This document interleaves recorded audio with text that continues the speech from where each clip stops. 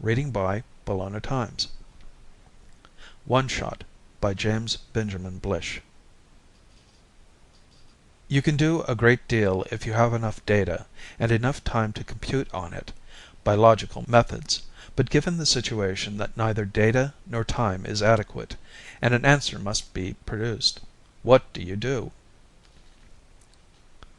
On the day that the Polish freighter Ludmilla laid an egg in New York harbor, Abner Longman's One Shot Braun was in the city going about his normal business, which was making another $1 million. As we found out later, almost nothing else was normal about that particular weekend for Braun. For one thing, he had brought his family with him, a complete departure from routine, reflecting the unprecedentedly legitimate nature of the deals he was trying to make. From every point of view, it was a bad week end for the CIA to mix into his affairs, but nobody had explained that to the master of the Ludmilla. I had better add here that we knew nothing about this until afterward, from the point of view of the storyteller. An organization like Civilian Intelligence Associates gets to all its facts backwards, entering the tale at the payoff, working back to the hook, and winding up with a sheaf of background facts to feed into the computer for next time. It's rough on the various people who've tried to fictionalize what we do, particularly for the lazy examples of the breed who come to us expecting that their plotting has already been done for them, but it's inherent in the way we operate, and there it is. Certainly nobody at CIA so much as thought of Braun when the news first came through. Harry Anderton, the harbor defense chief, called us at 0830 Friday to take on the job of identifying the egg. This was when our records show us officially entering the affair, but of course Anderton had been keeping the wires to Washington steaming for an hour before that, getting authorization to spend some of his money on us. Our clearance status was then and is now C&R, clean and routine. I was in the central office when the call came through, and had some difficulty in making out precisely what Anderton wanted of us. "Slow down, Colonel Anderton, please," I begged him. 2 or 3 seconds won't make that much difference. How did you find out about this egg in the first place? "The automatic compartment bulkheads on the Ludmilla were defective," he said. "It seems that this egg was buried among a lot of other crates in the dump cell of the hold." "What's a dump cell?" "It's a sea lock for getting rid of dangerous cargo. The bottom of it opens right to Davy Jones. Standard fitting for ships carrying explosives, radioactives, anything that might act up unexpectedly." "All right," I said. "Go ahead." "Well, there was a timer on the dump cell floor, set to drop the egg when the ship came up the river. That worked fine, but the automatic bulkheads that are supposed to keep the rest of the ship from being flooded while the cell's open didn't. At least they didn't do a thorough job. The Ludmilla began to list and the captain yelled for help. When the harbor patrol found the dump cell open, they called us in." "I see." I thought about it a moment. "In other words, you don't know whether the Ludmilla really laid an egg or not." "That's what I keep trying to explain to you, Dr. Harris. We don't know what she dropped, and we haven't any way of finding out. It could be a bomb. It could be anything. We're sweating everybody on board the ship now, but it's my guess that none of them know anything. The whole procedure was designed to be automatic." "All right, we'll take it," I said. "You've got divers down?" "Sure, but—" "We'll worry about the buts from here on. Get us a direct line from your barge to the big board here so we can direct the work. Better get on over here yourself." "Right." He sounded relieved. Official people have a lot of confidence in CIA. Too much, in my estimation. Some day the job will come along that we can't handle, and then Washington will be kicking itself, or more likely, some scapegoat, for having failed to develop a comparable government department. Not that there was much prospect of Washington's doing that. Official thinking had been running in the other direction for years. The precedent with the Associated Universities organization which ran Brookhaven, CIA, had been started the same way, by a loose corporation of universities and industries, all of which had wanted to own an Ultimac, and no one of which had had the money to buy one for itself. The Eisenhower administration, with its emphasis on private enterprise and concomitant reluctance to sink federal funds into projects of such size, had turned the two examples into a nice fat trend, which Ultimac herself said wasn't going to be reversed within the practicable lifetime of CIA. I buzzed for two staffers, and in 5 minutes got Clark Cheney and Joan Hadamard, CIA's business manager and social science division chief, respectively. The titles were almost solely for the benefit of the TO. That is, Clark and Joan do serve in those capacities, but said service takes about 2% of their capacities and their time. I shot them a couple of sentences of explanation, trusting them to pick up whatever else they needed from the tape, and checked the line to the diver's barge. It was already open. Anderton had gone to work quickly and with decision once he was sure we were taking on the major question. The television screen lit, but nothing showed on it but murky light, striped with streamers of darkness, slowly rising and falling. The audio went clunk, oing, oing, bonk, oing. Underwater noises, shapeless and characterless. "Hello out there in the harbor. This is CIA. Harris calling. Come in, please." "Monig here," the audio said. Boink, oing, oing. "Got anything yet?" "Not a thing, Dr. Harris," Monig said. "You can't see 3 inches in front of your face down here. It's too silty.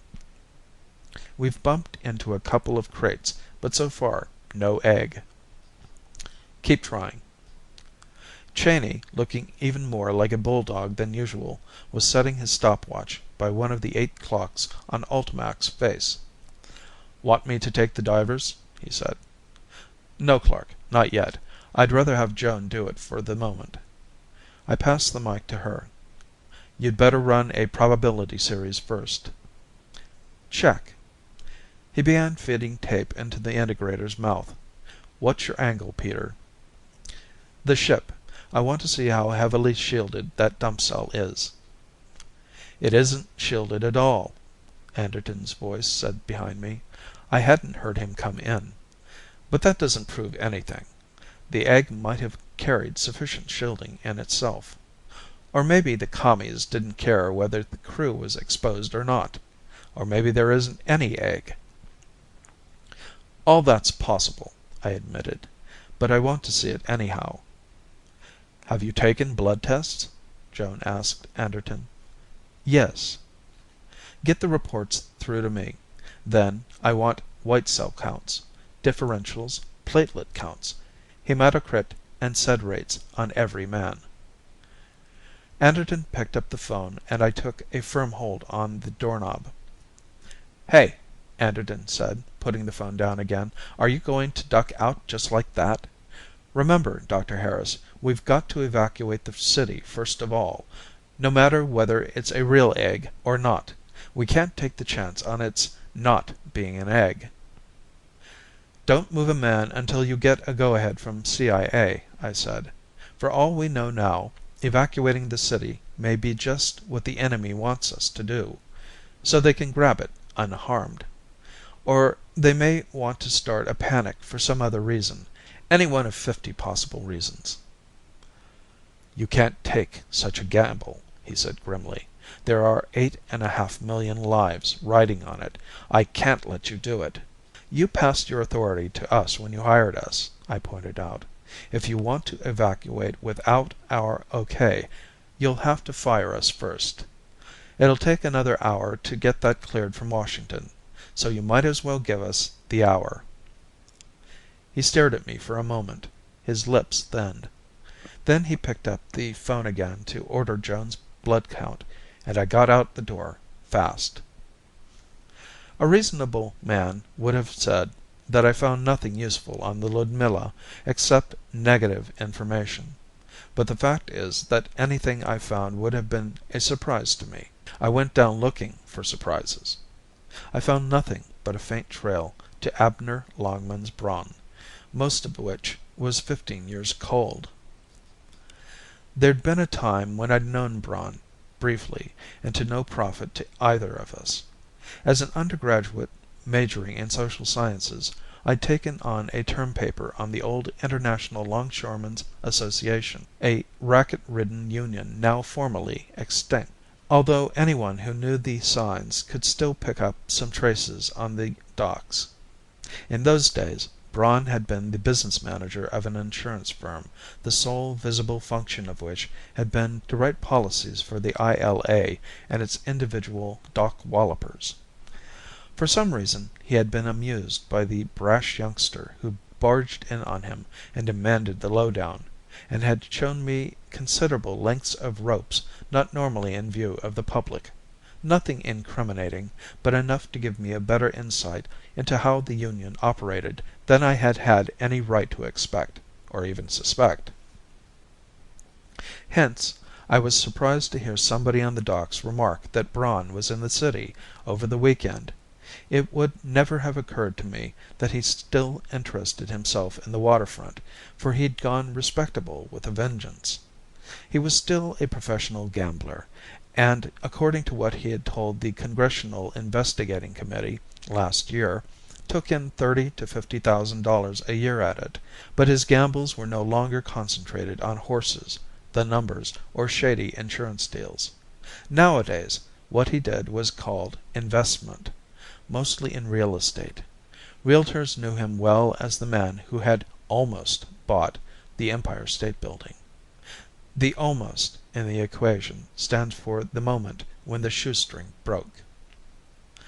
Joan had been following his career too, not because she had ever met him, but because for her he was a type study in the evolution of what she called the extra-legal ego. With personalities like that, respectability is a disease, she told me.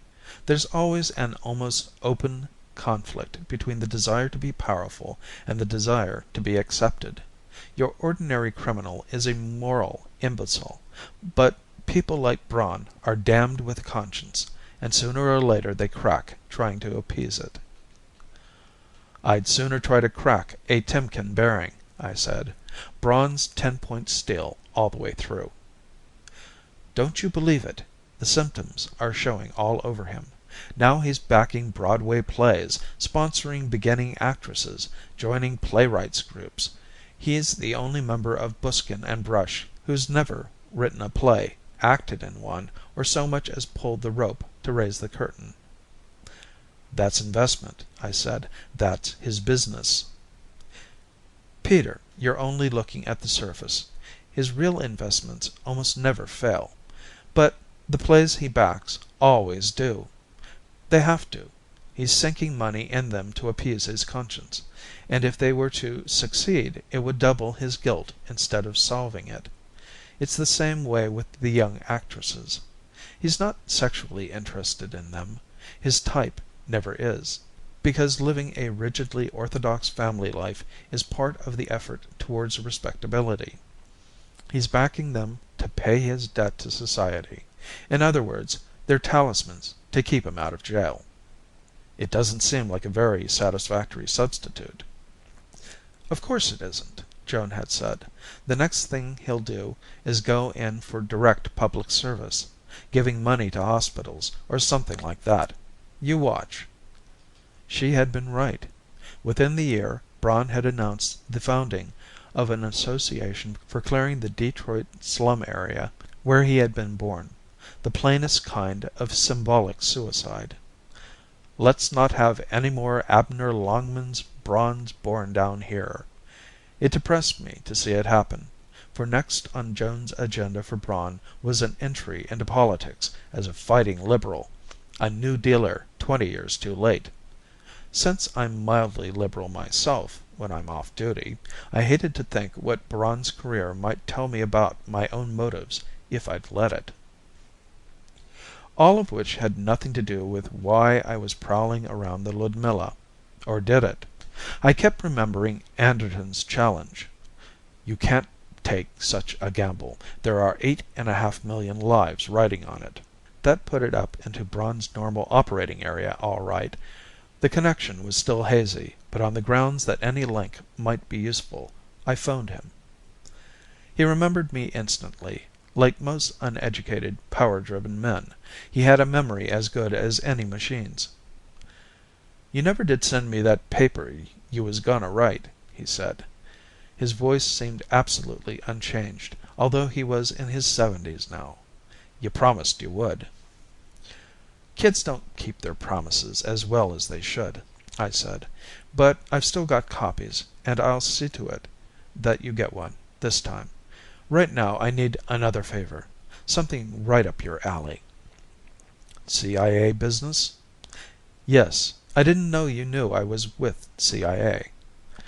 Braun chuckled. "I still know a thing or two," he said. "What's the angle?" "That I can't tell you over the phone. But it's the biggest gamble there ever was, and I think we need an expert. Can you come down to CIA's central headquarters right away?" "Yeah, if it's that big. If it ain't, I got lots of business here, Andy. And I ain't going to be in town long. You sure it's top stuff?" "My word on it." He was silent a moment. Then he said, "Andy, send me your paper." "The paper? Sure, but—" Then I got it. I'd given him my word.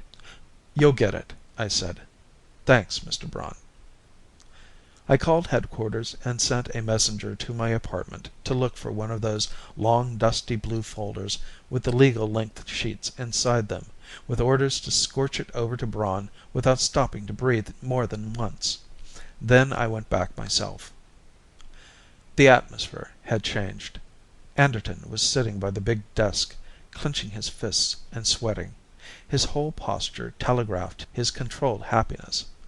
Cheyney was bent over a seismograph, echo sounding for the egg through the river bottom. If that even had a prayer of working, I knew, he'd have had the trains of the Hudson and Manhattan stopped. Their rumbling course through their tubes would have blanked out any possible echo pip from the egg. "Wild goose chase?" Joan said, scanning my face. "Not quite. I've got something, if I can just figure out what it is. Remember One-Shot Braun?" "Yes. What's he got to do with it?" "Nothing," I said, "but I want to bring him in. I don't think we'll lick this project before deadline without him. What good is a professional gambler on a job like this? He'll just get in the way." I looked toward the television screen, which now showed an amorphous black mass jutting up from a foundation of even deeper black. "Is that operation getting you anywhere?" "Nothing's gotten us anywhere," Anderton interjected harshly. "We don't even know if that's the egg. The whole area is littered with crates. Harris, you've got to let me get that alert out." "Clark, how's the time going?" Cheyney consulted the stopwatch. "Deadline in 29 minutes," he said. "All right, let's use those minutes. I'm beginning to see this thing a lot clearer. Joan, what we've got here is a one-shot gamble, right?" "In effect," she said cautiously. "And it's my guess that we're never going to get the answer by diving for it. Not in time, anyhow. Remember when the Navy lost a barge load of shells in the harbor back in '52? They scrabbled for them for a year and never pulled up a one. They finally had to warn the public that if it found anything funny looking along the shore, it shouldn't bang said object, or shake it either.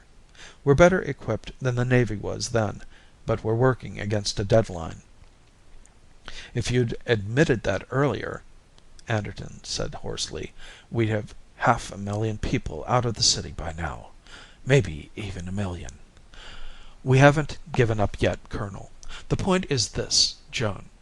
What we need is an inspired guess. Get anything from the prob series, Clark? I thought not. On a one-shot gamble of this kind, the laws of chance are no good at all.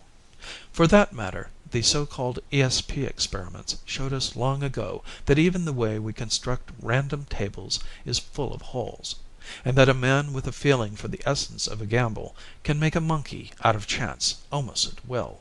And if there ever was such a man, Braun is it. That's why I asked him to come down here. I want him to look at that lump on the screen and play a hunch." "You're out of your mind," Anderton said. A decorous knock spared me the trouble of having to deny, affirm, or ignore the judgment. It was Braun. The messenger had been fast, and the gambler hadn't bothered to read what a college student had thought of him 15 years ago. He came forward and held out his hand, while the others looked him over frankly. He was impressive, all right. It would have been hard for a stranger to believe that he was aiming at respectability. To the eye, he was already there. He was tall and spare, and walked perfectly erect, not without spring, despite his age. His clothing was as far from that of a gambler as you could have taken it by design. A black double-breasted suit with a thin vertical stripe, a gray silk tie with a pearl stick-pin just barely large enough to be visible at all, a black Homburg, all perfectly fitted, all worn with proper casualness. One might almost say a formal casualness. It was only when he opened his mouth that one-shot Braun was in the suit with him. "I come over as soon as your runner got to me," he said. "What's the pitch, Andy?" "Mr. Braun, this is Joan Hadamard, Clark Cheyney, Colonel Anderton. I'll be quick because we need speed now. A Polish ship has dropped something out in the harbor. We don't know what it is. It may be a hell bomb, or it may be just somebody's old laundry. Obviously, we've got to find out which, and we want you to tell us." Braun's aristocratic eyebrows went up. "Me? Hell, Andy, I don't know nothing about things like that. I'm surprised with you. I thought CIA had all the brains it needed. Ain't you got machines to tell you answers like that?" I pointed silently to Joan, who had gone back to work the moment the introductions were over. She was still on the mic to the divers. She was saying, "What does it look like?" "It's just a lump of something, Dr. Hadamard. Can't even tell its shape. It's buried too deeply in the mud." Clunk. Oing. Oing. "Try the Geiger." We did. Nothing but background. "Scintillation counter?" "Nothing, Dr. Hadamard. Could be it's shielded." "Let us do the guessing, Monig. All right, maybe it's got a clockwork fuse that didn't break with the impact, or a gyroscopic fuse. Stick a stethoscope on it and see if you pick up a ticking or anything that sounds like a motor running." There was a lag, and I turned back to Braun. "As you can see, we're stymied. This is a long shot, Mr. Braun. One throw of the dice. One showdown hand. We've got to have an expert call it for us. Somebody with a record of hits on long shots. That's why I called you." "It's no good," he said. He took off the Homburg, took his handkerchief from his breast pocket, and wiped the hatband. "I can't do it." "Why not?" "It ain't my kind of thing," he said. "Look, I never in my life run odds on anything that made any difference. But this makes a difference. If I guess wrong—" "Then we're all dead ducks. But why should you guess wrong? Your hunches have been working for 60 years now." Braun wiped his face. "No, you don't get it. I wish you'd listen to me. Look, my wife and my kids are in the city. It ain't only my life. It's theirs, too. That's what I care about. That's why it's no good. On things that matter to me, my hunches don't work." I was stunned, and so, I could see, were Joan and Cheyney. I suppose I should have guessed it, but it had never occurred to me. "10 minutes," Cheyney said. I looked up at Braun. He was frightened, and again I was surprised without having any right to be. I tried to keep at least my voice calm. "Please try it anyhow, Mr. Braun, as a favor. It's already too late to do it any other way, and if you guess wrong, the outcome won't be any worse than if you don't try at all." "My kids," he whispered. I don't think he knew that he was speaking aloud. I waited. Then his eyes seemed to come back to the present. "All right," he said. "I told you the truth, Andy. Remember that. So, is it a bomb or ain't it? That's what's up for grabs, right?" I nodded. He closed his eyes. An unexpected stab of pure fright went down my back. Without the eyes, Braun's face was a death mask. The water sounds and the irregular ticking of a Geiger counter seemed to spring out from the audio speaker 4 times as loud as before. I could even hear the pen of the seismograph scribbling away, until I looked at the instrument and saw that Clark had stopped it, probably long ago. Droplets of sweat began to form along Braun's forehead and his upper lip. The handkerchief remained crushed in his hand.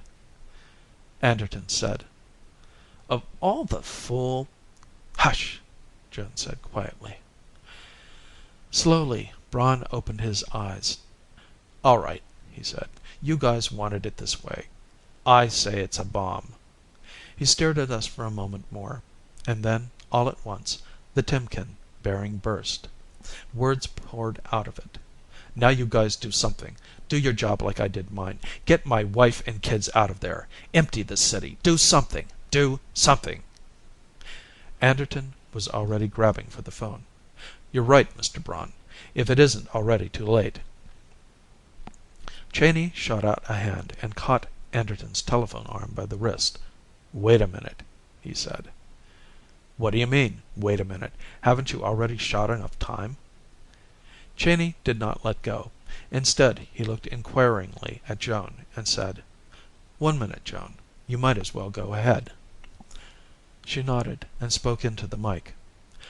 "Monig, unscrew the cap." "Unscrew the cap?" the audio squawked. "But Dr. Hadamard, if that sets it off—" "It won't go off. That's the one thing you can be sure it won't do." "What is this?" Anderton demanded. "And what's this deadline stuff, anyhow?" "The cap's off," Monig reported. "We're getting plenty of radiation now." "Just a minute. Yeah, Dr. Hadamard, it's a bomb all right, but it hasn't got a fuse. Now, how could they have made a fool mistake like that?" "In other words, it's a dud," Joan said. "That's right, a dud." Now at last Braun wiped his face, which was quite gray. "I told you the truth," he said grimly. "My hunches don't work on stuff like this." "But they do," I said. "I'm sorry we put you through the ringer, and you too, Colonel. But we couldn't let an opportunity like this slip. It was too good a chance for us to test how our facilities would stand up in a real bomb drop." "A real drop?" Anderton said. "Are you trying to say that CIA staged this? You ought to be shot, the whole pack of you." "No, not exactly," I said. "The enemy's responsible for the drop, all right. We got word last month from our men in Gdynia that they were going to do it, and that the bomb would be on board the Ludmilla. As I say, it was too good an opportunity to miss. We wanted to find out just how long it would take us to figure out the nature of the bomb, which we didn't know in detail, after it was dropped here. So we had our people in Gdynia defuse the thing after it was put on board the ship, but otherwise leave it entirely alone." "Actually, you see, your hunch was right on the button as far as it went. We didn't ask you whether or not that object was a live bomb. We asked whether it was a bomb or not. You said it was, and you were right." The expression on Braun's face was exactly like the one he had worn while he had been searching for his decision, except that, since his eyes were open, I could see that it was directed at me. "If this was the old days," he said, in an ice-cold voice, "I might have made the colonel's idea come true. I don't go for tricks like this, Andy." It was more than a trick. Clark put in. "You'll remember we had a deadline on the test, Mr. Braun. Obviously, in a real drop, we wouldn't have had all the time in the world to figure out what kind of thing had been dropped. If we had still failed to establish that when the deadline ran out, we would have had to allow evacuation of the city, with all the attendant risk that was exactly what the enemy wanted us to do." "So?" "So we failed the test," I said, "at 1 minute short of the deadline. Joan had the divers unscrew the cap. In a real drop, that would have resulted in a detonation. If the bomb was real, we'd never risk it. That we did do it in the test was a concession of failure, an admission that our usual methods didn't come through for us in time." "And that means that you were the only person who did come through, Mr. Braun. If a real bomb drop ever comes, we're going to have you here, as an active part of our investigation. Your intuition for the one-shot gamble was the one thing that bailed us out this time. Next time, it may save 8 million lives." There was quite a long silence. All of us, Anderton included, watched Braun intently, but his impassive face failed to show any trace of how his thoughts were running. When he did speak at last, what he said must have seemed insanely irrelevant to Anderton, and maybe to Cheyney too. And perhaps it meant nothing more to Joan than the final clinical note in a case history. "It's funny," he said. "I was thinking of running for Congress next year for my district. But maybe this is more important." It was, I believe, the sigh of a man at peace with himself. End of One Shot by James Benjamin Blish.